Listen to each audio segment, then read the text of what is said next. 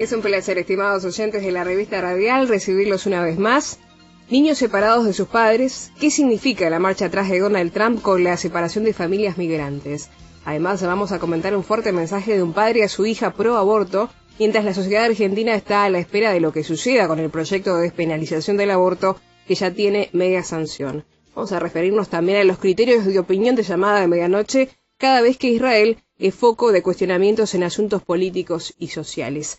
Saludo a quienes me acompañan hoy, Pastor Alberto Díaz, ¿cómo le va? Una bendición estar con ustedes, un placer tenerte, Alberto, como siempre. Saludamos a Ian Eises, integrante de Llamada Medianoche. Ian, ¿cómo estás? Un gusto estar. Bueno, lo mismo decimos. Saludamos en la operación técnica a Robert Brasil y quien les habla, Victoria Pereira. Si les parece, vamos a ir con uno de los temas más polémicos en las últimas semanas. Vamos a hablar de la política migratoria de Estados Unidos porque nos vamos a referir a la marcha atrás de Donald Trump con respecto a la separación de familias migrantes. Hemos visto en los últimos días niños separados de sus padres. Esta información la vamos a tomar de BBC Mundo porque la orden firmada por Trump no aclara qué va a pasar con los niños ya separados. Para un presidente como Donald Trump, que reivindica el lema «Nunca te rindas», la marcha atrás en su política de separar familias inmigrantes detenidas en la frontera de Estados Unidos supone una concesión especial.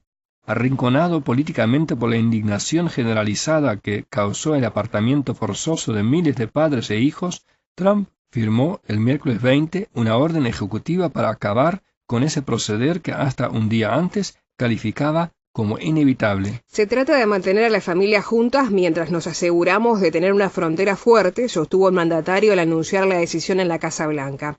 Trump procuró limitar el alcance de su reculada, advirtiendo que mantiene la tolerancia cero, que implica procesar penalmente a inmigrantes adultos que cruzan sin papeles la frontera con México, en su mayoría latinoamericanos. Pero, en lugar de separarlos de sus hijos mientras se procesan sus juicios, como hizo en las últimas semanas, alejando unos 2.300 hijos de sus padres, el gobierno buscará mantener a las familias juntas indefinidamente.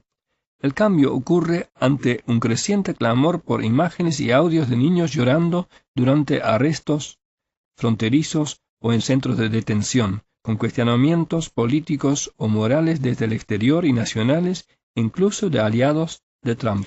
Esto tiene la apariencia de un giro dramático, pero el gobierno de Trump se encontraba en su situación más difícil políticamente, dice Mark Peterson, profesor de Ciencia Política y Derecho en la Universidad de California en Los Ángeles. Esto lo decía a BBC Mundo, pero nada indica que el presidente haya logrado desactivar por completo esta crisis. De hecho, ni siquiera estipuló que las familias ya separadas puedan volver a unirse de inmediato. Este es un drama que se ha vivido en las últimas semanas, que ha tomado estado o mayor estado público con respecto a las imágenes y los audios de niños llorando durante los arrestos fronterizos, donde además fueron separados, podía vérselos en una especie de celda que se asimilaban a jaulas, y que esto llamó muchísimo la atención de los medios internacionales, de diferentes organizaciones, y sobre todo, bueno, esta marcha atrás, entre comillas, de parte del presidente de Estados Unidos, Donald Trump.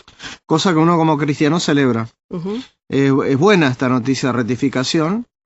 Es bueno reconocer que uno se equivoca. Somos imperfectos y aplicándolo a la vida diaria es bueno reconocer, me equivoqué. Voy a cambiar el rumbo. Sea la presión del Reino Unido, sea la presión internacional, sea la presión del Vaticano, sea la presión de la, diríamos, Cancillería mexicana. Lo importante es reconocer que separar a los niños de sus padres es inhumano. Pero me gustaría ir un poquito más, buceando más profundo. Y es esto. ¿Cómo podemos solucionar este tema de fondo? Y mirándolo desde un punto de vista bíblico, es bueno reconocer que vivimos en un mundo maravilloso, que Dios le ha dado a la humanidad grandes recursos materiales, minerales. Pero ¿por qué hay tantos migrantes arriesgando su vida para entrar en Europa y en Estados Unidos? Por la injusticia social que este mundo también tiene, y eso es bueno reconocerlo. Me gustaría abrir la Biblia en 1 de Juan 5:17, donde la Escritura dice, toda injusticia es pecado, pero hay pecado no de muerte. Y la primera parte del texto, toda injusticia es pecado. ¿Y cuál es la injusticia que estamos viendo en este siglo XXI? que ante grandes recursos minerales y materiales hay una mala distribución de la riqueza. Los grandes recursos y capitales se encuentran en manos de muy poco. Y con esto no estoy descubriendo la pólvora, no estoy descubriendo nada nuevo, no estoy llamando a una revolución. Pero me acuerdo de lo que el Señor Jesucristo también dijo: a los pobres siempre los tendréis. Entonces, una pregunta que un cristiano, una pregunta que un lector de la Biblia debería hacerse es: ¿y nosotros? ¿Qué podemos hacer? ¿Quejarnos? ¿Molestarnos? En ninguna manera. Pero sí ser la mano de Jesucristo para compartir. Ser el ojo de Jesucristo para mirar la necesidad ajena y compartir conforme recibimos de la mano de Dios. En un momento en que el rey David escapaba de Saúl, mucha gente le siguió y formaron su ejército. Leemos en 1 Samuel 22:2, y se juntaron con él todos los afligidos, y todo el que estaba endeudado, y todos los que se hallaban en amargura de espíritu, y fue hecho jefe de ellos. Militarmente, ¿usted podría ser jefe de un ejército de endeudados, afligidos y amargados? ¿Usted iría a la guerra con escuadrones formados por esta clase de personas? El rey David no los rechazó. Jesucristo tampoco nos rechaza. Y como cristianos vemos hoy día mucha pobreza, mucha amargura, mucha aflicción y mucho desánimo a nuestro alrededor. Pero podemos ser bendición. Cuando David huía de Saúl y estaba muy agotado, dice en 1 Samuel 23:16, entonces se levantó Jonatán, hijo de Saúl, y vino a David y fortaleció su mano en Dios. Y eso es lo que nosotros como cristianos debemos hacer: fortalecer la mano en Dios de aquellos que están afligidos, amargados y endeudados. Dice la palabra de Dios de por qué vale la pena hacer esto. ¿Y sabe cuál es la razón? En el libro de Hebreos 6:10 dice la Escritura que Dios no es tardo para recompensar toda labor hecha con amor a nuestro prójimo. Dios no sufre de amnesia. Entonces, cuando usted ve aflicción y extiende su mano proveyendo ayuda, usted va a tener el gozo y la satisfacción de haber hecho una obra de bendición para otro, pero para usted de obediencia. Cada vez que tengamos la oportunidad de ayudar a un afligido, a un amargado o a un endeudado, vamos a poder poner en práctica lo que dice la palabra de Dios en 1 de Juan 3:17 y 18. ¿Cómo puede ser que le digamos a un semejante que Dios te bendiga cuando nosotros tenemos cómo ayudarlo? Esa debe ser la actitud. Esa debe ser la manera correcta y el enfoque correcto en un mundo que se caracteriza por el egoísmo y por la injusticia. Hacemos una breve pausa y enseguida continuamos con la revista radial. Vengo ante ti para adorarte, Dios, buscando de tu paz, tu luz y santidad. Aquí está mi vida, oh Dios, escucha mi clamor.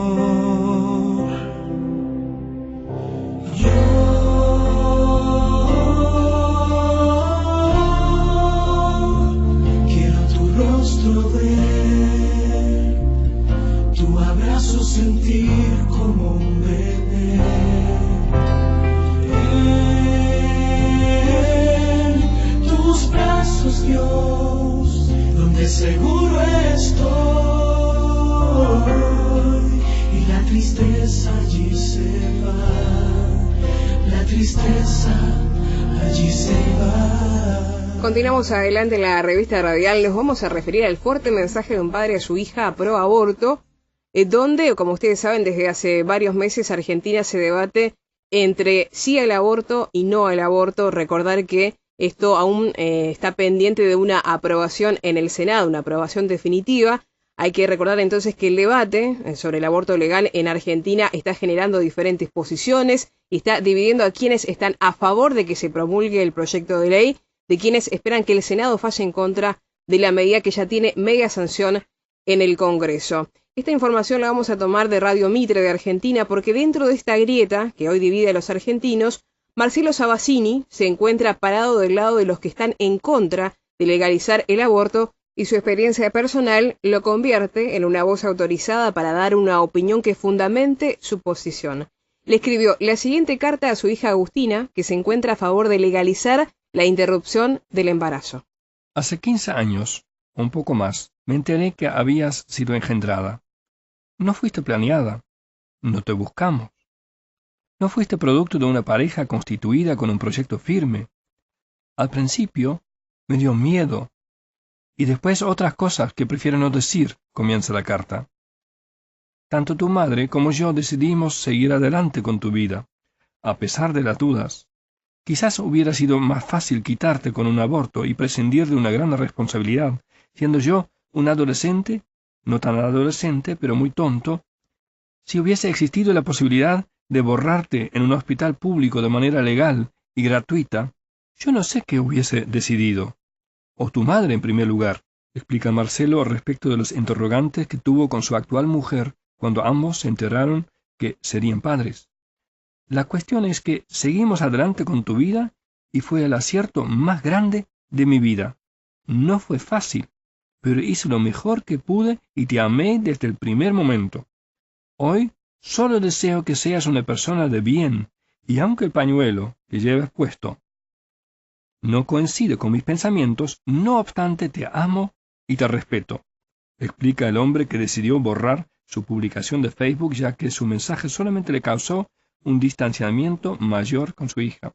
Y culmina: solo espero que algún día puedas ver más allá de tu ombligo, que sepas que el tema requiere seriedad, porque se trata de vidas, y que respetes y no ridiculices a la gente que piensa diferente a vos, especialmente a tu familia y misma sangre. El apellido es lo de menos. Te amo. Recordamos que estamos leyendo la carta de un padre, la carta de Marcelo Sabatini, un argentino cuya hija, provino de un embarazo no deseado, y esta publicación evidentemente se hizo viral en redes sociales a partir justamente de la postura de la joven de 15 años que se identificaba con ese pañuelo verde, que ha sido el símbolo de las mujeres y también hombres que están a favor del aborto legal en la Argentina, que como ustedes saben polariza a la sociedad, Alberto, y que en breve será debatido en el Senado. Se espera también un intenso debate, pero más allá de eso sabemos que nosotros en lo personal y como creyentes tenemos una postura muy clara respecto al tema. Con respecto a Argentina y la despenalización del aborto, es una corriente que se está desarrollando en toda América Latina. Ya lo vivimos en Uruguay, ha tenido un fuerte freno en Perú, pero nosotros como hijos de Dios estamos a favor de la vida y estamos a favor de someternos a Dios y a sus decretos. Veamos el problema de fondo. Hay dos preguntas. ¿Por qué estamos en el mundo? Esa es una pregunta. Y la segunda, ¿para qué estamos en el mundo? Y a estas dos preguntas la Biblia tiene respuesta. ¿Quién es el autor de la vida? Dios. Por eso creó al hombre y a la mujer. Yo le invitaría y desafiaría a nuestros oyentes a que presten atención en estos dos versículos que yo voy a leer, o 4, a los pronombres personales. Dice en el Salmo 139, el versículo 13, está hablando al rey David, dice: porque tú formaste mis entrañas, tú me hiciste en el vientre de mi madre. Uno debería preguntarse, ¿quién es ese tú? Es Dios. Porque tú formaste mis entrañas, tú me hiciste en el vientre de mi madre. Te alabaré, porque formidables, maravillosas son tus obras. Estoy maravillado. Y mi alma lo sabe muy bien. No fue encubierto de ti mi cuerpo. Bien que en oculto fui formado y entretejido en lo más profundo de la tierra. Mi embrión vieron tus ojos, y en tu libro estaban escritas todas aquellas cosas que fueron luego formadas, sin faltar una de ellas. Cuán preciosos me son, oh Dios, tus pensamientos. ¿Han prestado atención a los pronombres personales tú y mí? ¿Quién es el autor de la vida? Dios. ¿Y por qué estamos en el mundo? por su voluntad. Dice el Salmo 100, versículo 3, «Reconocé que Jehová es Dios. Él nos hizo, y no nosotros, a nosotros mismos. Pueblo suyo somos, y ovejas de su prado». Las mujeres dicen, «Con mi cuerpo hago lo que quiero». La Biblia dice que somos obra de Dios. ¿Cuál es el problema de fondo? Que somos rebeldes, que queremos hacer las cosas a nuestra manera, a nuestro propio camino. El hombre ha recibido de Dios en un sentido la capacidad de crear. Por ejemplo, el hombre puede crear casas, puede crear aviones, puede crear automóviles. Dios es el autor de las relaciones sexuales, pero la consecuencia de las relaciones sexuales es que surge una nueva vida. Pero pensemos, casas, aviones, automóviles, todas estas cosas tienen un común denominador. Es que las casas, los aviones, los automóviles, por hablar de una forma, dar un ejemplo sencillo, necesitan mantenimiento.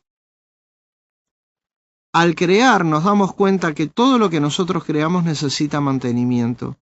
Y hay una importante lección ahí, es dependencia. El ser humano, al ser creado de la mano de Dios, fue creado para depender de Él. Y cada cosa que el ser humano hace no se mantiene a sí misma, necesita mantenimiento. Lo que nosotros creamos depende después de nuestro proceso de mantenimiento para que eso que creamos funcione o no. Entonces, ¿qué hay detrás de ese grito, con mi cuerpo hago lo que quiero, o en mi cuerpo mando yo? Es el grito de rebeldía del ser humano. Entonces, no es alejándonos de Dios que vamos a hacer que el mundo funcione. Escuche con mucha atención lo que dice el Salmo 93. Dice, convertíos, hijos de los hombres. La palabra convertíos significa volverse a Dios. La solución a estos problemas del ser humano pasa por una puerta, cuando uno deja a un lado la rebeldía y se vuelve a Dios. Deje el impío su camino y el hombre inicuo sus pensamientos, y vuelva hacia Jehová, el cual será amplio en perdonar. Si tu corazón herido está y te duele tanto que no sabes qué hacer,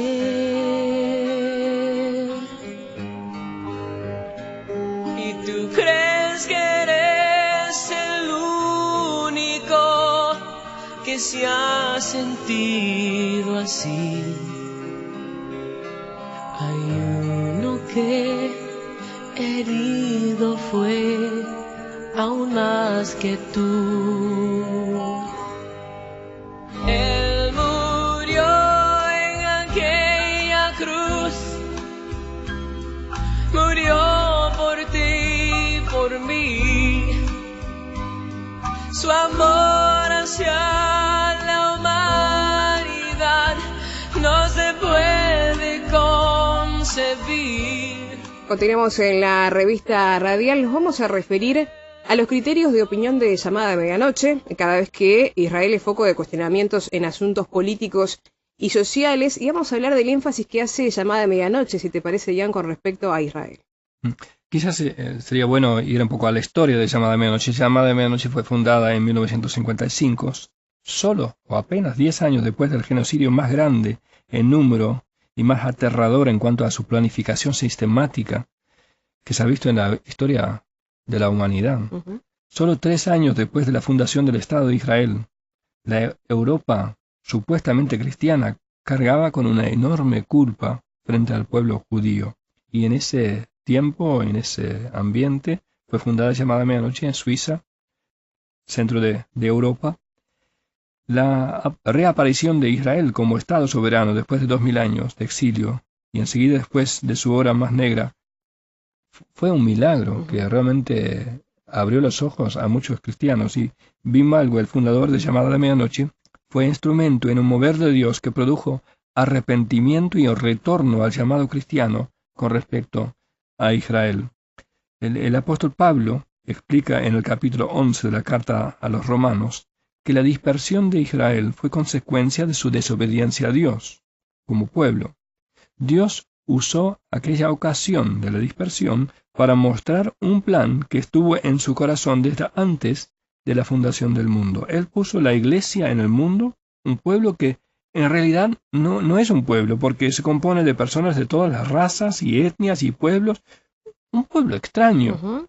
Este pueblo, la iglesia de Cristo, iba a dar a conocer la multiforme sabiduría de Dios. Y Dios quería usar la iglesia para hablar a Israel. Dice en Romanos 11:11 acerca de Israel, ¿acaso ellos tropezaron para no volver a levantarse? De ninguna manera. Más bien gracias a su transgresión ha venido la salvación a los gentiles, para que Israel sienta celos. Y cuán horriblemente ya había fracasado la cristiandad europea en cumplir esta vocación, ¿no? En lugar de producir celos en el pueblo judío, en realidad han perseguido al pueblo judío. Pero no solamente Europa, también en Latinoamérica, palpo a veces viejas raíces antisemitas. Y justamente Llamada de Medianoche quiere contrarrestar esto, quiere fomentar entre los cristianos un amor genuino al pueblo judío. El cristiano debe amar al pueblo de Israel porque es parte de su razón de ser, de la razón de ser de la iglesia, que fue ideada por Dios, entre otras cosas, para llevar a celos a su pueblo Israel. Y como creyente en Cristo debemos amar al pueblo judío porque el Señor Jesús es judío. Y quizás para algunos esto suena un poco chocante, decir que el Señor Jesús es judío. Pero es lo que la Biblia dice. Cuando vino el cumplimiento del tiempo, Dios envió a su Hijo, nacido de mujer y nacido bajo la ley. El Señor Jesús nació en Israel de una madre judía. Nuestro Señor es simiente de Abraham, hijo de David, y un día volverá para ser rey de Israel.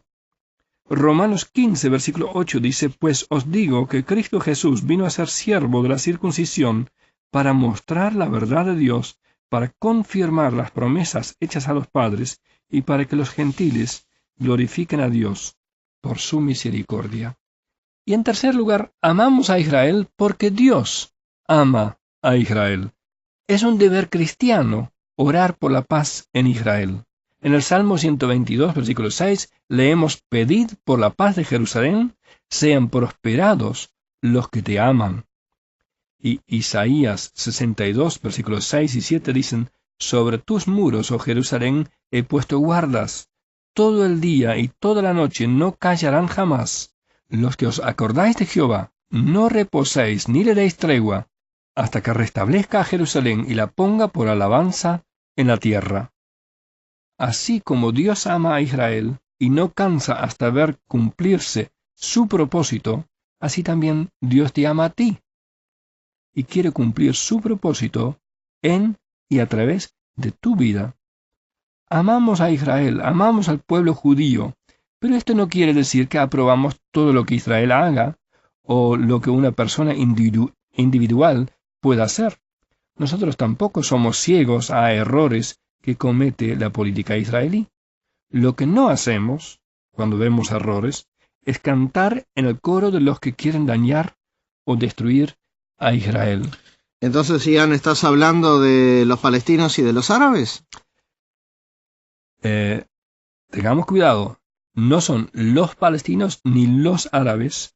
Cuidémonos de generalizaciones. Nuestro amor por Israel no puede actuar en desmedro del amor que sintamos por los demás pueblos y etnias. Aun si estas personas odian a Israel, no son nuestros enemigos. Hay preciosos testimonios de personas que odiaban a Israel, que por medio del Evangelio hoy llegaron a amar a ese pueblo. Y Llamada de Medianoche tiene misioneros en países árabes, tiene colaboradores palestinos, colaboradores del Líbano, de Egipto. Realmente somos una gran familia en Cristo. También ahí hay que hacer una aclaración, ¿no? Porque hay mucha gente que por ahí considera que los judíos son salvos de una manera distinta.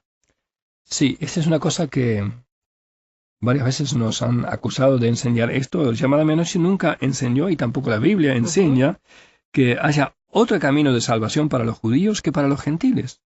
Cristo es el camino y la verdad y la vida. Nadie viene al Padre sino por Él. Todas las promesas de Dios hechas a Israel se cumplen en Cristo. Él es el buen pastor del libro de Ezequiel. Él es el rey prometido sobre el trono de David. Él es la esperanza de Israel. La Biblia es muy contundente. En Hechos 4, versículos 11 y 12, donde Simón Pedro habla al Sanedrín, él dice: Jesús es la piedra reprobada por vosotros los edificadores, la cual ha venido a ser cabeza del ángulo. Y en ningún otro hay salvación, porque no hay otro nombre bajo el cielo dado a los hombres en que podamos ser salvos. Estamos llegando al final de esta revista radial. Quiero agradecerle tanto a Alberto por sus comentarios y reflexiones, como a Ian por esta última puntualización, que la hacemos a partir también de algunos comentarios en redes sociales, donde por ahí era necesario aclarar este énfasis que hace Llamada de Medianoche en Israel, pero no por ello decir que estamos a favor de todo lo que hace el gobierno israelí, pero sí aclarar sobre todo cuál es el criterio y cuál es la postura con respecto a ciertos temas en general. Así que muchas gracias, Ian, por esa puntualización.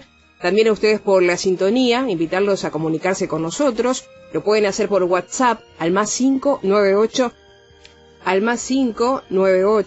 99 000 540. Reitero, porque hemos cambiado el número de WhatsApp: más 598 99 000 540. Si están dentro de Uruguay, lo hacen directamente al 099 000 540. Nos pueden buscar en Facebook, Llamada de Medianoche Uruguay, nos identifican por el logotipo en verde. Nos pueden escribir a revistaradial@llamadaweb.org o visitarnos en la página www.llamadaweb.org. Será hasta un próximo programa. Amigos, que pasen muy bien.